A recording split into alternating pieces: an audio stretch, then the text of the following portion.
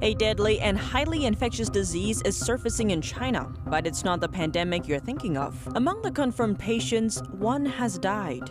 The U.S. is offering up to $5 million for information on a Chinese fentanyl trafficker, but Beijing is defending the man. A fleet of U.S. and U.K. aircraft carriers are sailing near China, carrying hundreds of long-range missiles. Together, they make up one of the world's most powerful fleets. A think tank poll hints at Americans' view on Taiwan. Data shows over half would support the government in sending troops to defend the island. And the Chinese Communist regime is driving private companies to make big donations in the name of creating prosperity for all. But the money may not be helping who it should. Welcome to China in Focus. I'm Tiffany Meyer. A deadly and highly infectious disease has surfaced in at least 3 Chinese provinces. It's called anthrax, and this month marks China's first human death case linked to the disease in 10 years. That's based on official figures. The death struck in the country's Shandong province. Nearly 5,000 others there were found to have had contact with confirmed patients or related animals. They've since been put under isolation and are receiving preventive medical treatment. A weekly report from Shandong CDC revealed that 2 confirmed anthrax cases were reported to the agency in mid-August. The first patient, a 14-year-old student, died at the beginning of the month. He had developed symptoms like fever, fatigue, and convulsions. The CDC's weekly report was released August 27th, over 20 days after the first patient's death. The second patient was linked to the first, having visited the first patient's home to help slaughter cattle. Doctors later diagnosed him with cutaneous anthrax. That means he caught the infection through skin contact with the bacterium. Anthrax is often found in cattle and sheep. Human infection can happen after contact with sick animals or contaminated products. The most dangerous form of the infection is pulmonary anthrax, caused by inhaling droplets or dust containing the bacterium. It has a fatality rate of over 80%. Those infected develop flu-like symptoms like a sore throat, mild fever, and fatigue. That worsens into shortness of breath and may cause death. Shandong isn't the only part of China facing the problem. On August 9th, city authorities in Beijing also reported an anthrax case. The patient came from the neighboring Hebei province and had a history of contact with local cattle and sheep. He had traveled to Beijing for medical treatment days after symptoms developed. Local media outlets have not published follow-up reports on the patient's situation after treatment. Elsewhere in central China's Shanxi province, 9 people developed symptoms, including blisters, ulcers, and dark spots. 8 of them were later diagnosed with anthrax. Local officials say the origin of the bacterium hasn't been found yet. The U.S. is offering a reward for information on a Chinese fentanyl trafficker, while Beijing defends him. The State Department said Monday it would give up to $5 million for information leading to the man's location, his arrest, or conviction. The Chinese trafficker named Zhang Jian is a key leader of a transnational criminal organization. It's known for manufacturing fentanyl and its analogs from at least 4 known labs in China. The organization also advertised illicit drugs on the internet to customers in the U.S. and Canada. It has allegedly sent thousands of orders of fentanyl products around the world since it started in 2013. Fentanyl is 50 times more powerful than heroin. If convicted, Zhang would face life imprisonment and about $13 million in fines. Beijing banned fentanyl and its analogs in 2019. Yet on Tuesday, Beijing defended Zhang, saying he hasn't violated any Chinese law. They're calling on the U.S. to cancel its bounty. According to a U.S. federal commission, most fentanyl products coming into the U.S. still originate in China. Next, we look to the American public's stance on U.S.-Taiwan relations. A think tank poll shows that over half of those surveyed would support the U.S. sending its troops to defend Taiwan if China tried to invade it. That number is important because it's the highest level of support recorded since the think tank started asking that question in the 80s. The Chinese Communist Party claims Taiwan is part of mainland China. That's despite Taiwan having its own government, military, and constitution. The U.S. doesn't have a formal diplomatic relationship with Taiwan, but U.S. law expresses an implicit commitment to defend Taiwan if Beijing invades, and America has already sold billions of dollars of arms to Taiwan. That said, Washington never made an explicit commitment to defend Taiwan against China. Politicians call it strategic ambiguity. But lately, Beijing has been flexing its muscles at Taiwan more. That includes conducting drills and sending fighter jets into Taiwan's airspace.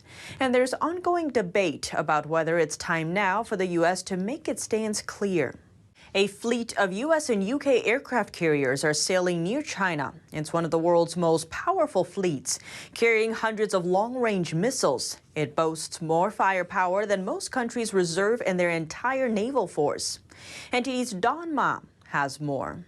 The U.S. and the U.K. have assembled one of the world's most powerful naval formations near China, in the waters surrounding Okinawa, Japan. It's among the most formidable group of ships to sail together in years, and it's not a coincidence that it appeared near China's coast. Recently, Beijing has been increasing its military assertiveness in the region, mainly towards Taiwan.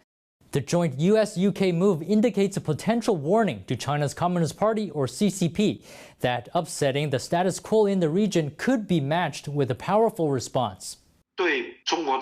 For China, this is a warning sign. It's undeniable that the U.S. military deployment and military strength in the Indo-Pacific region cannot be underestimated. The naval formation is composed of 3 aircraft carriers. That's the USS America, the HMS Queen Elizabeth, and the nuclear-powered USS Carl Vinson. A former Chinese Communist Party military personnel tells NTD that in a military confrontation, China is no match for America's power. Why does the United States place such a large force on the Western Pacific and at the doorstep of the CCP? I think it is a strategic deterrence. It's to tell the CCP to settle down. In an actual confrontation, this force is terrifying and very powerful. I think the CCP couldn't defend against it. The Naval Assembly is part of the 2 countries' maritime deployment operations. Those operations also include training exercises. And on each carrier are dozens of advanced fighter jets. In total, they carry nearly 80 combined aircrafts. These carriers are accompanied by Dutch and British support escorts. These carriers are also sporting several submarines and hundreds of long-range missiles. Together, these carriers and escorts possess more firepower than most countries have in their entire naval fleets. By comparison, China currently deploys just 2 aircraft carriers. Don Ma, NTD News. The U.S. recently sent 3 Chinese students back to China. Officials at a Chinese press conference said on Monday the students were reportedly suspected of having links to the Chinese military, after U.S. officials found photos in their phones that showed them in military training. And so they were deported back to China after interrogation at the Houston airport. China says it strongly opposes the U.S.'s decision. The U.S. says it's concerned about risks to national security after a Chinese firm agreed to acquire a semiconductor chip manufacturer. It means U.S. authorities may not give the acquisition clearance and adds to the calls not to rely on China in critical industries. Magnachip is a company that produces display and power chips and has facilities in South Korea. In March, Chinese private equity firm Wise Road Capital agreed to acquire Magnachip in a deal valued at $1.4 billion. A committee under the Treasury Department ordered the deal to be put on hold in June, before the Treasury Department's latest statement. Magnachip was looking at its next steps, but doesn't guarantee it can meet requirements that would allow the sale to go through. It's another blow to Chinese companies trying to invest abroad in critical tech industries. A global shortage of chips has led to calls for the United States to rely less on China. New policy from Chinese leader Xi Jinping is drawing private companies to make donations in the name of creating prosperity for all. Critics call it a trick out of Beijing's playbook and voice concerns about how it may affect the country's economy. Some of China's wealthiest companies are donating much of their profits, far more than last year, under pressure from Beijing. Chinese Communist Party leader Xi Jinping is advocating for a new policy. Authorities call it the third allocation. It aims to achieve prosperity for the masses via philanthropy. Not long after Beijing announced the strategy, many profitable companies took action and started making donations. But instead of being motivated to aid the common good, their quick reactions are more likely an attempt to minimize the risk of scrutiny from authorities. It seems voluntary, but in fact the authorities force people to donate. China's economy is not good due to disasters, the pandemic, etc. The Chinese Communist Party is in urgent need of money to subsidize the poor, but the regime doesn't want to pay. That's why they fix their eyes on the private companies. According to Bloomberg data, 7 Chinese billionaires have donated record-breaking sums of $5 billion, 20% more than all recorded donations in 2020. Many in the tech industry have also promised to donate, planning to fund charities in areas like social responsibility and agriculture. The first two problems to solve for common prosperity are expensive medical care and education. These are the indexes. Their common prosperity took away the money from private sectors, even eliminated them. But the money will never benefit the people, only goes to capitalists with power, those that we call China's red families. Chen says the policy isn't sustainable. It may cause the country's economy even to collapse. But Chinese authorities are pushing a different picture. They describe this strategy not as stealing from the rich to help the poor, but as a joint effort to work hard together.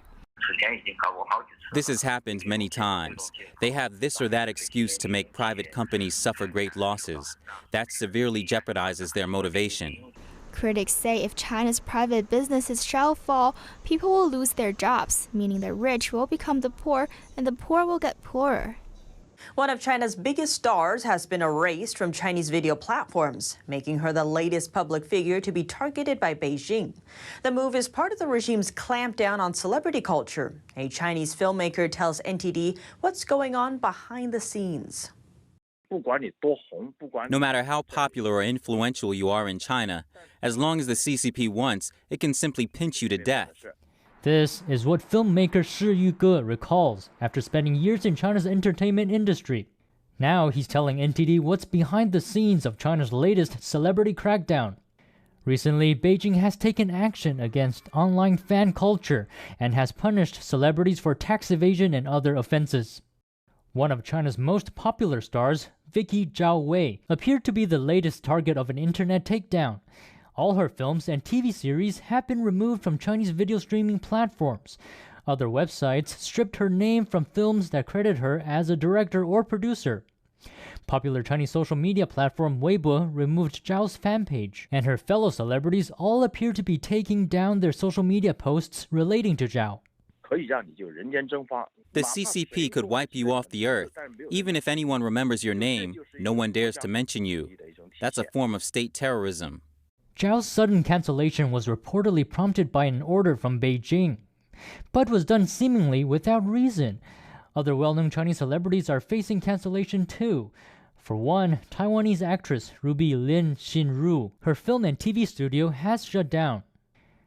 As for others, actress Zheng Shuang fined $46 million for a tax scandal, and singer Huo Jun socially exiled following accusations of cheating spread by his ex-girlfriend.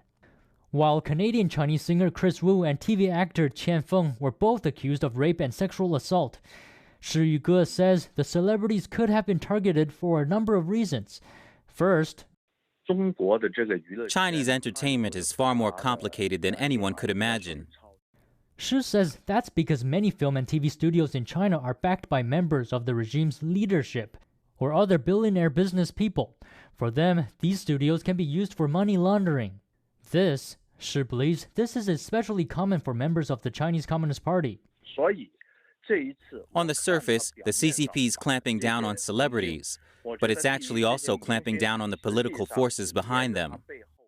Over the weekend, a prominent Chinese blogger wrote a post that's now widely circulated across state media. It calls Beijing's latest crackdown a sign that profound political changes are underway in the country. I really feel another cultural revolution has begun. The people who are being suppressed are all famous people, including Ma Huateng and Jack Ma in the business world. They are business stars. They were once regarded as idols for entrepreneurship, industry benchmarks, and wealth symbols by the younger generation. Shi notes there could also be another reason behind the move, that the party is trying to eliminate all sources of power and influence in Chinese society, other than itself. Chinese authorities are pressuring high school and college students to get vaccinated, even though Beijing says it's not required. But some students say they have issues with the situation. 2 of them took action after being forced to get the shot. A college student posted a video clip online after getting a vaccine. He said he didn't want to be vaccinated, but the school forced him to do it. He threatened that he would retaliate against society if there were side effects. 不是我有神经病，而是我被强制打了疫苗，并且有了副作用，我才开始报复社会的。 Many netizens were worried about him, warning him not to kill innocent people. Some said if he had to retaliate, he should find the organizations and officials who had forced him to get vaccinated. A high school student from central China's Henan province also expressed anger after she was forced to get vaccinated, after the school said it wouldn't allow her to attend classes without a vaccination. On Friday, she declared online that she quit the Chinese Communist Party and its affiliated organizations. She published the statement on a website run by the Chinese language version of the Epoch Times. The student is one of the 380 million Chinese people who have renounced their support of the Chinese regime on that website. Most of them use a pseudonym to protect their identity and to keep themselves and their families in China safe. The student wrote that she doesn't want to get the vaccine because no one knows enough about the virus, but the CCP is coercing people to get vaccinated. She added the Chinese Communist Party is considering people lab rats. She said she admired people outside China who could demonstrate in the street to fight for their rights, and that admiration made her post and her statement quitting the CCP. Forced labor, torture, murder, and suppression of religious freedom. That's everyday life in a Chinese jail. A prisoner of conscience gives us the real story of what he witnessed inside one. One man is speaking out to tell his story after being locked away in a Chinese prison. A prisoner of conscience, he's exposing the brutality he witnessed there, including slave labor, torture, and murder. He was imprisoned in a facility in Shenyang, a northern Chinese city, and told the media that what he described is commonplace inside. To protect his identity, we're keeping him anonymous. The man was originally sentenced for defamation over criticizing social injustices and China's communist leader online. This time they said I committed. It's a long name. Defaming the country's chairman and leader, Comrade Xi Jinping. This is the first charge. The second is insulting the Chinese Communist Party. These were my 2 charges. He was jailed in Shenyang's #1 prison for 3 years, observing a number of practices that are kept quiet from the outside. He told the media there are factories within the prison which make hundreds of millions of Chinese yuan or tens of millions of US dollars every year. Everyone must work in prison. We mainly made clothes in the prison I stayed in. The boss is Tianjin Detailed Fashion Limited. They export to the whole world. He explained that prisoners work 13 hours a day and are paid almost nothing. Wages, when I got there, it was 2018, and the highest pay was 40 yuan a month. That's for the best workers, 40 yuan. For those less skilled, they got 10 yuan, 20 yuan. And if the prisoners fail to meet that day's work quota, they face punishment from prison guards. He said many of his fellow prisoners asked him to disclose the forced labor issue when he got out, because they know it's illegal in the international community. He also told the media that many people who practice Falun Gong, a spiritual meditation system persecuted by the regime, were imprisoned there. There are at least 40-50 Falun Gong practitioners there. They are from all walks of life. Some are professors, some are teachers, some are intellectuals from institutions. The Falun Gong practitioners I know who got the heaviest sentence have 12 years. He said these Falun Gong practitioners face constant pressure to abandon their faith. This happens all the time, every year. Last year, during China's National Day, they put the practitioners in a room, closed all the curtains to block out the light, and gave them the worst food possible. There were electric batons everywhere. Some practitioners refused to give up their faith. Guards then sent them to the high alert zone and tortured them there for a month. According to Falun Gong information website minghui.org, Shenyang City invested nearly $5 million to build its high alert zone, designed to persecute Falun Gong practitioners. Various torture methods are reportedly used there, and some prisoners are believed to have lost their lives. I know a Falun Gong practitioner. His name was Yan Xuguan. He was sentenced to 12 years and still had 8 years left when I got released. Once he was tortured via electric baton a lot, he almost died. I heard he wrote a few words to other prisoners saying Falun Dafa is good. The police tortured him because of it. He also mentioned the facility's high death rate. If they want you to die at midnight, you cannot survive to dawn. It's cold in northeast, right? They will take off all your clothes and rinse you down with cold water. That's when you get sick. Then they throw you on a hard board and open the window, and the person will die very quickly. That happens often. Everyone in the prison knows it. He added that videos released online showing guards saving prisoners during emergencies or calling ambulances for them are all fake. International tourism in Hong Kong has been heavily restricted, leaving the industry with a smaller pool of domestic visitors.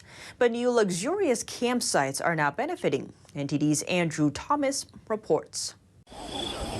Hongkongers have to quarantine for up to 3 weeks when returning from another country, so most are deterred from traveling abroad. And glamping sites like WeCamp have become popular, attracting first-time campers. It's actually a good opportunity for us to really try to explore Hong Kong a bit more. You know, if it wasn't for COVID, I wouldn't be looking at glamping options because, you know, I would probably be traveling outside. Park Nature is another site. This camp's signature caravan is the Stargazer. Glamper Eddie So enjoys the serenity. Our family can stay quietly and comfortably here at the glamping site. Also, the site here is not that big. There's only 11 caravans here based on my observation, so it's quieter, and there's much more privacy. The founder of the glamping site says the comfort of this caravan is comparable to a hotel, and notes how the novelty of glamping is attracting tourists. Hong Kong has a lot of skyscrapers and little countryside, making our industry rare. I think it will be very popular. Hong Kong's tough international travel restrictions mean tourism hotspots are empty of foreign visitors. But that doesn't seem to be affecting glamping sites. With an occupancy rate currently above 90%, Choi is a happy businessman. Andrew Thomas, NTD News. And that's all for today's China in Focus. But before you go, we have a short announcement. We have our premiere at 9:30 p.m. on Monday to Saturday on TV and our YouTube channel.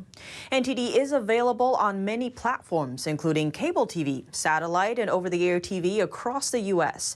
And it continues to grow. Please check out ntd.com/TV. Type in your zip code to find all the ways you can watch our show. That's ntd.com/TV. Thanks for watching, and see you next time.